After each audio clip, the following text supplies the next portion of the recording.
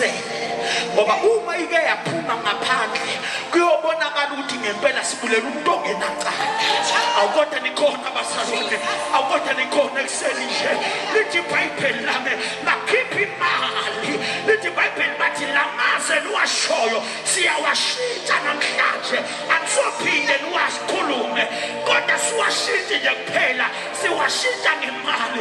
Ukube ngibiza umnikelo ngabe ngithi kwesinye isikhathi kufanele unikele kakhulu ngoba kunomyalezo esugijimisayo, abanye beshukela nabo kodwa namhlanje bathi usungayifaka iphandla ebese uyamkhonza uNkulunkulu. Abanye kade shukela nabo kodwa namhlanje bathi uJesu umlungu ngoba khona laba finance wakhona, ngoba izwi nezwi liphushwa ifinance ngemuva.